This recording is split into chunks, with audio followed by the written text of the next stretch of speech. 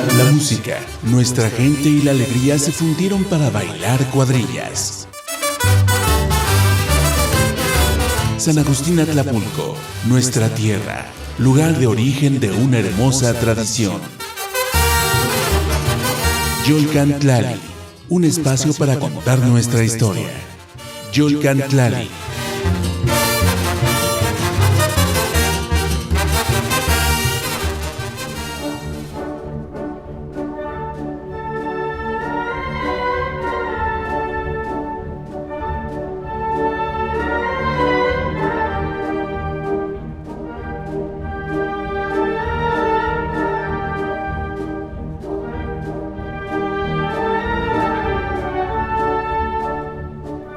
Bien, pues seguimos aquí en la casa del antropólogo Eric Sánchez Pastrana. Muchísimas gracias, Eric, por dejarnos estar contigo y platicar de estas pues historias que le dan sentido a nuestra tradición, también le dan sentido a la historia de tu familia, porque también tienes esa gloria, ¿no? Como yo le llamo, de tener una historia familiar muy pues larga, extensa, y que también es necesario, creo que también realizarla, estos árboles genealógicos que le van dando mucho sentido a nuestra actividad y también para saber de dónde venimos. Nuestra apropiación de nuestra cultura, de nuestro suelo, también es muy importante, porque también, como bien lo planteas en tu tesis, y que dices que te sorprendía, como lo mencionaste en alguna parte de la plática, pues te sigue sorprendiendo, ¿no? Como esa convivencia familiar es lo que también pues sigue persistiendo, ¿no? El mismo carnaval, el mismo baile de cuadrillas y Virginias y paso doble aquí en nuestro pueblo, pues permanece y se ha transformado también, pero también es necesario también hacer estas precisiones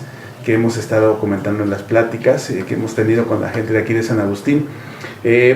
Después de este proceso de tu estudio profesional, del trabajo de tu tesis, también hay un momento en tu carrera profesional y también aquí en la vida de la comunidad que te abocaste a realizar pues sí, la promoción y la difusión de nuestra cultura, con unas exposiciones que organizaste. Platícanos de esta experiencia, cómo fue y qué obtuviste de esta parte de tu trabajo que realizaste en algún momento en San Agustín.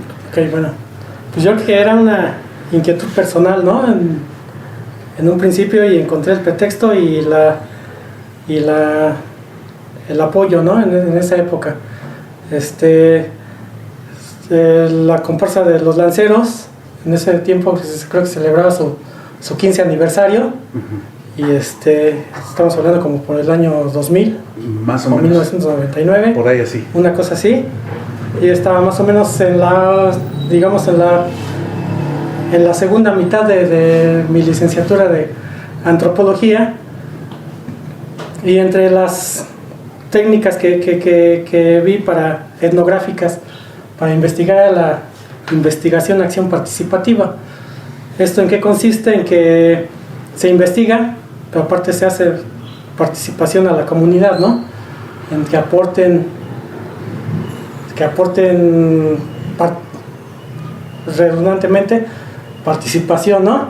En este caso se buscó la participación de las familias originarias de San Agustín, y algunos aportaron instrumentos musicales de la familia Cornejo.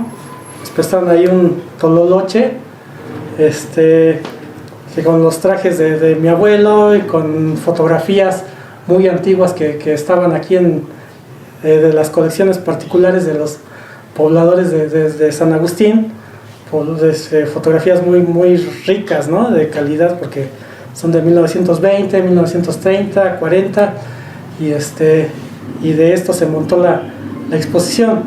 Y aparte de la información que pues, se había obtenido, ¿no? Al momento se expuso, se montaron mamparas, hubo participación del ayuntamiento. En ese tiempo Carlos Cornejo también aportó por cuestión de que participaba con la comparsa, con la cuadrilla de los lanceros, y pues así es como se desarrolló, ¿no? Con el apoyo de los miembros de la comunidad, a partir de una inquietud personal, y es la historia de nuestras familias finalmente, ¿no? Toda la participación del pueblo se hizo con la historia de nuestras familias, y la aportación de los objetos que tenemos guardados como tesoros. Sí, porque en este caso, pues Eric tiene los trajes de su abuelo. Yo tengo uno, pero no es tan antiguo como el de tu abuelo, el que tú tienes, porque ese es de los 40, si no mal no recuerdo, y los de su primera juventud, ¿no? De su primera participación. Sí. Y así las fotografías que también dan cuenta de la antigüedad de nuestro carnaval, que también pues tienen ese registro gráfico aquí en la comunidad. Después hubo una segunda oportunidad, que montaste otra vez la exposición en el 2002. Sí, fue el centenario del carnaval de San Agustín Atlapulco. Se develó una estatua en la fuente de San Agustín, del centro de San Agustín, y en torno a eso, en ese marco de los festejos, pues bailaron todas las comparsas, todas las cuadrillas, se montó una exposición, se develó la estatua en cantera, en recinto, y se dieron reconocimientos a los personajes, reconocimientos en vida, ¿no? de los personajes que fueron pioneros del baile de cuadrillas y virginias y pasos dobles aquí en San Agustín. Sí, esa fue una ocasión muy emblemática y muy especial para la comunidad, porque fue la primera vez que se reunieron las 5 cuadrillas que había en ese tiempo, que fueron los ricos, los pobres, los lanceros, los centenarios y los vaqueros, que tenían reciente creación en el año de 2002. Y también se hizo ese festejo precisamente porque se empezó a manejar la versión oficial desde el municipio del centenario, pero aquí como una parte de poco de protesta, ¿no? Decía, ¿no? Más de 100 años del carnaval, ¿no? Por esta fecha que tenemos de 1890, más o menos, que son los años, ¿no? Del carnaval, por todo lo que platicamos en bloques anteriores de la plática, ¿no? ¿Cómo fue? Ahí en este caso, ¿cómo organizaste la exposición? Porque yo recuerdo que había como stands de las 5 cuadrillas o 4 comparsas originales. ¿Cómo fue el contacto con ellos? ¿Cómo fue todo este desarrollo? Bueno, una parte se dedicó a la historia en general del carnaval, ¿no? De las bailes de cuadrillas. La historia en general, lo que comentamos ahorita, de dónde surge la forma de vestir, ¿no? La indumentaria, de dónde surge un tanto sustentar esa parte, y la otra parte es la historia. Cada comparsa tuvo la oportunidad de contar su historia, ¿no? A partir de fotografías, de objetos que integraban parte de la historia en particular de cada cuadrilla. Y bueno, se les hizo partícipe y se logró de esa manera integrar la exposición. Hace rato nos platicabas que había una parte de datos que tú encontrabas en las versiones, digamos, oficiales, porque siempre hay una versión oficial y la versión de las comunidades, la tradición oral, lo que García Canclini dice que es, ¿no? El capital cultural, o la memoria cultural o la memoria histórica que tiene una comunidad. Así es. ¿Qué has encontrado, y en esto que nos has platicado, que también lo has corroborado, la tradición oral de nuestra comunidad con documentos históricos, ¿no? Bueno, digo, antes de satanizar y de decir que es una aportación errónea, yo creo que hay que entender los contextos en cómo se escribió la historia, ¿no? O sea, una parte es hacer la historia de los que hicieron la historia, ¿no? Entonces tenemos que de los primeros acercamientos que tenemos de estudios locales de la comunidad, de la región, están los de Eugenio Alonso. Es un personaje que habita en la cabecera municipal, habitó Eugenio Alonso Martínez. Él nació en 1923 y en 1984, por lo que tengo entendido, ¿no? Él hizo el primer acercamiento como cronista, ¿no? En este caso los cronistas pues son bastante enriquecedores, ¿no? Como las crónicas de Fray Bernardino de Sahagún, de Fray Diego de Landa, de Bernal Díaz del Castillo, ¿no? Y digamos que por ponerlos de ejemplo, ¿no? Pero vienen cargados de mucho etnocentrismo, vienen cargados de juicios de valor, vienen cargados de todo ese sentimiento de querer resaltar lo propio como lo máximo, ¿no? Digo, el mundo también está contaminado por esa cuestión de que no debía de yo estudiar mi propia comunidad ya en el ámbito académico, ¿no? Esa parte me refiero, pero sí son unas aportaciones enriquecedoras, ¿no? Pero si bien es cierto, pues ya cuando las personas que son historiadores de academia, pues ya ponen en una balanza tanto la historia oral, la historia de registros documentales y las obras de los cronistas, ¿no? Entonces en esa época, digamos, por hacer historia de los que hicieron la historia, pues digamos que estaba bien entrada la época obregonista, ¿no? La época de José Vasconcelos, cuando deja de ser la Secretaría de Instrucción Pública. La Secretaría de Instrucción Pública fue el último representante, Justo Sierra, que estaba formado en la cuestión del porfiriato, ¿no? En el porfiriato, ¿qué era lo que sucedía? Pues era exaltar los valores de Europa, ¿no? De Francia, en menor parte de Alemania y Estados Unidos, ¿no? Entonces era ese enriquecimiento, bueno, ese era lo que se aportaba a la cultura en letras mayores, ¿no? A esa cultura es a la que me refiero, ¿no? Posteriormente viene otro proyecto educativo, el nacimiento de la Secretaría de Educación Pública con José Vasconcelos, y ahí se trata de exaltar el espíritu latinoamericanista, ¿no? El espíritu nacional a través de la raza de bronce y cuestiones así filosóficas, ¿no? Que marcaban a la cuestión cómo debía ser la instrucción pública de nuestro país, ¿no? Empezar a formar una ideología, pero esa ideología a través de la revolución, porque ya se buscaba, ya no era en cuestión del campo militar, ya no era en cuestión del campo político, sino ahora había que revolucionar pues las conciencias de los que eran de los mexicanos, ¿no? De la nación, de formar una nación, una conciencia de nación. Entonces en ese sentido comienzan a surgir héroes nacionales y se empiezan a satanizar otros héroes, ¿no? Como Maximiliano de Habsburgo, ¿no? Entonces entendemos que en esa época que los primeros cronistas hacen sus estudios, pues estaban todavía calientes los cañones de la revolución, ¿no? Literalmente, ¿no? Estaban calientes y había una efervescencia nacional, pero al tope. Entonces, decir así como que nuestra tradición del carnaval, por la forma en que vestían los primeros que bailaban cuadrillas cuando era un traje de casimir al estilo del hacendado francés, ponerse barbas y ponerse un sombrero de lana o de pelo de conejo, cuando la gente en un día común andaba con huaraches o descalzo, con ropa de manta. Entonces decir que el traje era una burla a los hacendados franceses hacia los franceses, ese dato por ahí se me hace bastante erróneo, ¿no? En la teoría procesual de Víctor Turner habla de la inversión de estatus, de que se dan en los rituales, ¿no?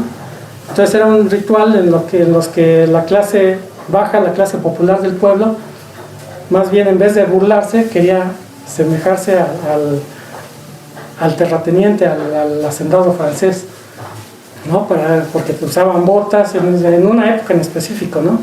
Usaban botas, ocupaban pantalón de casimir, ocupaban alhajas, botonadura de oro, botonadura de plata, cuando eso no lo hacían en la vida cotidiana, ¿no?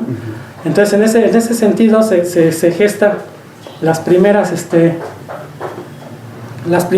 monografías, los primeros estudios, pero entendido desde esa perspectiva, ¿no? De que era así es como ellos habían aprendido la historia de la nación, ¿no?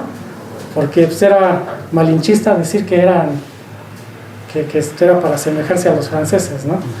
Y ya posteriormente viene estudios de Verónica Alonso, pues también hay que entenderlo, que era a partir de la década de los 40, primero recordemos que los primeros presidentes eran surgidos de la revolución y habían sido generales del ejército, ¿no? Hasta el general Lázaro Cárdenas, que es el último que asume este cargo desde la milicia hasta la presidencia. Y después ya comienza la época de los licenciados, ¿no? Así es. Ya empieza la época de los licenciados y entonces esa época fundamenta su ideología, pero a partir de la figura de Benito Juárez, ¿no? Entonces es cuando se rescata la figura de Juárez como un héroe nacional, Entonces, es ese contra, ¿no? Es ese contra, y es como se empieza a escribir las primeras historias del carnaval en San Agustín. Y esta parte que menciona Eric es de verdad muy importante, amigos, porque también hay que segmentar y ubicar los procesos históricos, ¿no? Los momentos históricos que vive cada personaje, y también el contexto, que es muy importante para entender la base ideológica en la que se están fundamentando sus explicaciones y sus teorizaciones, que sí en algunos momentos está el registro, y como bien lo mencionaste, Eric, nos dan pauta para seguir, en este caso nosotros en esta época de la historia, también ir consultando también esos archivos, porque también nos dan cuenta de un proceso, pero también hay que tener esa cuestión de cómo poder identificarlos y su época, ¿no? Así también. es, y eso también genera un mito de origen, ¿no? Un mito de origen que es en la manera de comenzar a hacer las cosas, ¿no? Cómo se comenzaron a hacer las cosas como mofa. Entonces por eso varía mucho el estilo, ¿no? De la cabecera municipal, que es como, aquí el estilo es más vertical, más solemne, más el traje más adecuado hacia los orígenes, ¿no? Trata de mantener los orígenes, y allá cuando es un estilo de baile, coreografías más despatarradas, más festivo, ¿no? Más festivo, más otro ambiente, ¿no? Entonces las particularidades que comentábamos hace un momento, ¿no? Que se entendía como una burla al imperio, porque también el referente que tenían era el imperio de Maximiliano, ¿no? Así es. Porque es lo que saltaba, y entonces era el que había que mofarse de lo extranjero, ¿no? Sí, y algo también bien importante en esta parte de la contextualización de los hechos históricos, y algo también hemos hecho en Yolcantlali, es esta parte, ¿no? De ubicar en las fechas históricas. Por ejemplo, el imperio, ¿no? Dura de 63 a 67, son 4 años. Viene este proceso que triunfa la cuestión de la reforma de Juárez, y regresa Juárez a la presidencia como el presidente ya total, y posteriormente viene el porfiriato. De 4 años a 30 años es un periodo enorme de tiempo, y más en aquella época, imagínate, de 1870 a 1910, pues son 40 años prácticamente que se desarrolla también México de una forma, y que también hay que tener en cuenta esa etapa, y que es la etapa que nos toca a nosotros, ¿no? Así es. Y aquí en San Agustín me refiero al desarrollo de la tradición del carnaval, pero en este caso, pues esta plática nos ha ilustrado también mucho eso, ¿no? De cómo son estos procesos, y también las personas que han escrito, pues están influenciadas, como bien la nota Eric, por estas dos partes, ¿no? De la forma en cómo se cuenta la historia por parte del gobierno en turno, ¿no? Exactamente, cómo se fue entendiendo la historia, y cómo toda esta cuestión ideológica nacionalista, ¿no? Que está bien permeada, y que permea las conciencias de los intelectuales que escribieron en algún tiempo, ¿no? Esta parte, ¿no? Y pues la verdad yo te agradezco mucho esta referencia, porque también es bien importante, porque sí se ha hecho muy poca reflexión acerca de estos dos momentos históricos de nuestro país, y también conocer más lo que es el siglo XIX. Y Eric, para terminar con esta plática, profesionalmente, como antropólogo, ¿cómo has visto el desarrollo de San Agustín en el carnaval? Tanto como comunidad, desde luego, en toda esta parte del desarrollo urbano, pero en la cuestión de la tradición cultural. ¿Cómo lo ves el desarrollo que se dio, y dónde estamos parados ahorita según tu visión, y de lo que ahorita te has abocado también, como yo me atrevería a decir, reencuentro que tienes con la tradición, porque también nos ha recibido también en este último carnaval, pero siempre está esa parte, ¿no? Profesional del ojo, ¿no? De lo que a ti te abocaste y que elegiste como profesión. Este baile, más que ser una coreografía, es un acontecimiento social. ¿Por qué? Porque si tú sacas este baile de este contexto social, pues se vuelve un baile de escuela, ¿no? A ver, niños, traigan su trajecito de mariachi y van a bailar el jarabe tapatío, ¿no? Y para un evento, para un festival, ¿no? Y aquí vemos que es todo un entramado social, ¿no? O sea, de efervescencia, pero esa efervescencia es lo que se siente y lo que se entiende, ¿no? Lo manifiesta Carlos Fuentes en El Espejo Enterrado, que habla acerca de la tradición de la Semana Santa en Sevilla, ¿no? Y que dice que para entender el festejo de la Semana Santa en Sevilla hay que ser sevillano, hay que pertenecer a un barrio y quizás hasta ser miembro de una cofradía, ¿no? Para sentir lo que siente en esa festividad, ¿no? Aquí viene siendo lo mismo, ¿no? Robándonos burdamente un concepto de la mercadotecnia, tenemos que son consumidores reales, consumidores potenciales y consumidores eventuales, ¿no? Entonces, digamos, los reales son la gente que está bailando, ¿no? Que financia su fiesta, cómo se siente, cómo se vive, cómo se compite, cómo se integra toda la cuestión, ¿no? Pero aquí también son partícipes las orquestas, los músicos, digamos, en cuestión de consumidores potenciales, pues es la gente que está culturalizada en este ámbito, ¿no? Que puede ejercer un sistema de opinión acerca de una comparsa o de otra, ¿no? Y que entiende los sistemas, los elementos simbólicos que están en cada cuadrilla, ¿no? Que si uno tiene este traje, que si ya estrenó, que si tiene mejor orquesta, solamente las personas que se socializan aquí en la comunidad son los que logran entender esa forma, ¿no? Y ser partidarios de fulano, de perengano, de mengano, porque baila bonito, porque baila mejor, porque es mi hijo, porque es mi primo, etcétera, ¿no?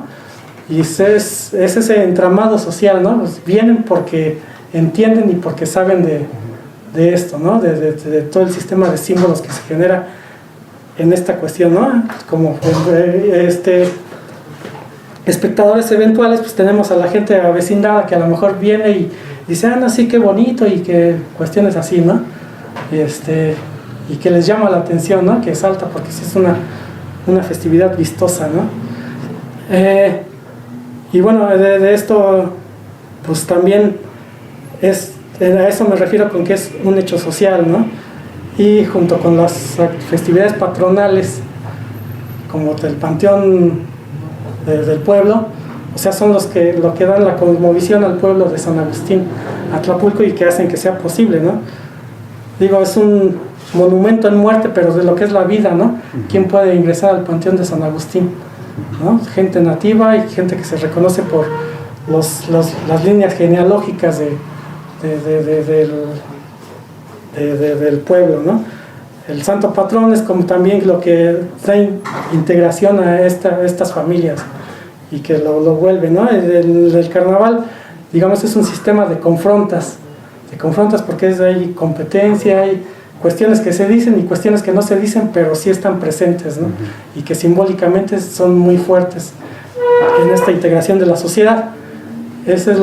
Y partiendo de la entrevista que comentábamos hace un momento que te dio Emilio Sánchez, pues sí era imagino yo esa época que hace referencia, que era un fenómeno pues bastante fuerte, ¿no? Es como si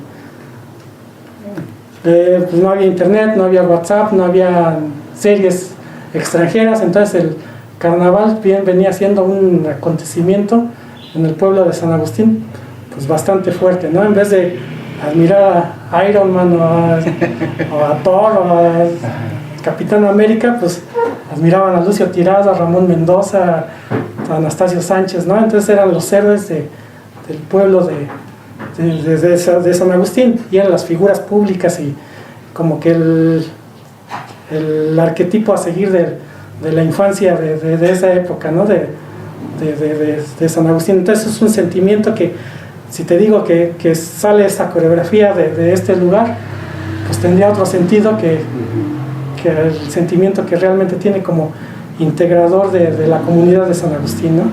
Así es, y ahorita lo acabas de mencionar, estos personajes, a don Lucio Tirado, a don Anastasio Sánchez, a don Ramón Mendoza, que fueron personas que fortalecieron el carnaval en aquellos años, cada quien en su cuadrilla, pero también sucede en los otros pueblos, ¿no? En San Lorenzo con la familia Nequis, en Xochiaca, en la misma cabecera municipal con los Valencia también, o los Valverde, que le dieron también, los Valencia principalmente, que le dieron origen a la tradición allá, pero que también sucede un fenómeno muy importante, que también por eso realizamos este esfuerzo, ¿no? Volverlos a mencionar para también tener en la memoria su legado, porque es un legado de todo el municipio, y en cada pueblo también tiene esa parte de estos personajes, ¿no? Que en su época pues también dieron también mucho de lo que pues lo entendían como el carnaval, pero eran los héroes de esa época, como bien lo mencionaste. Y bueno, en este intento pues también es, como se decía, ¿no? Hacer la historia de los que no teníamos historia en algún momento, ¿no? Que a lo mejor en una época se monopolizó la historia en la parte central de la cabecera, ¿no?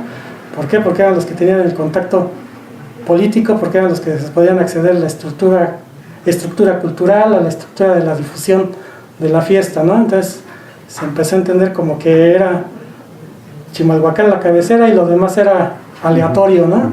Era así como que... Pero bueno, aquí esa es una aportación que pues yo admiro y que se ha dado a la tarea de fomentar y de rescatar esta parte, ¿no? De hacer nuestra historia, pero a partir de nosotros, ¿no? De cómo cómo surgió con nuestras familias, ¿no?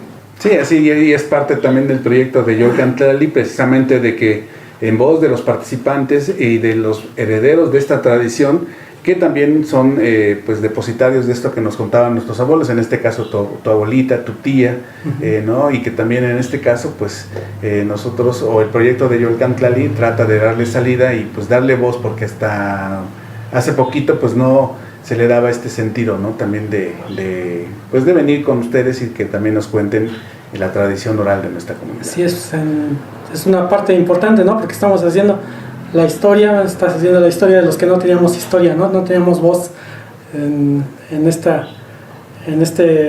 festividad.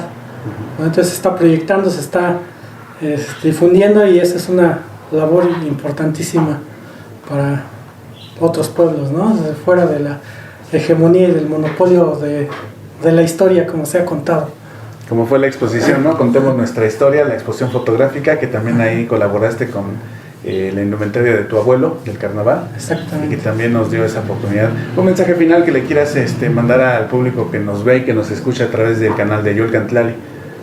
Pues que este proyecto, y como parte, como bien lo mencionábamos, como lo mencionaba Samuel, somos herederos de una historia, de una tradición, y que vaya, los que tenemos la facultad de poder entenderlo, ya sea en interpretaciones de dancísticas, profesionales ahora, las personas que lo vivieron en una época, como crónica, como todos estamos aportando, ¿no? al proyecto, que es un proyecto comunitario desarrollado por tu persona, y que pues qué bueno que están este medio, ¿no? Este medio para hacer historia y darle a conocer, como bien dices, a las nuevas generaciones, ¿no? Antes de que se pierdan las versiones de las personas nativas, de las personas que vivieron esta tradición, ¿no? Y cómo lo podemos entender cada uno en particular, y se va enriqueciendo, ¿no? El acervo cultural de nuestro pueblo. Bien, pues nuevamente te agradezco tu hospitalidad y la oportunidad que nos diste, o que me diste también, de venir a platicar, de compartir aquí en tu casa, también la casa que fue de tu abuelo, de tu familia por varias generaciones, a tu papá, a don Alfredo, también agradecer a tu mami y a tu familia esta oportunidad de estar aquí también pues platicando de lo que nos ha dado identidad, nos da identidad, y de lo que nos hace feliz, y que pues descargamos en el carnaval, ¿no? Sí, ahora en esta festividad. Gracias a ti, por hacerme partícipe del proyecto. Pues adelante también, y es importante porque Eric ha desarrollado mucha labor, y también en puerta está otro proyecto con el antropólogo, y que vamos a presentar también también de su autoría, y que esperemos que también sea de su agrado, y estaremos también platicando y presentándolos en sus redes sociales, en los medios del antropólogo Eric, para que también se conozca más de la tradición y de lo que se platica aquí en nuestra comunidad. Gracias, Eric. Gracias a ti. Gracias, amigos. Esto es Yolcán Tlali. Mi nombre es Samuel González. Como siempre, un placer y un privilegio llegar hasta todos ustedes compartiendo la tradición del carnaval de San Agustín Atlapulco, la cuna del carnaval. Hasta la próxima.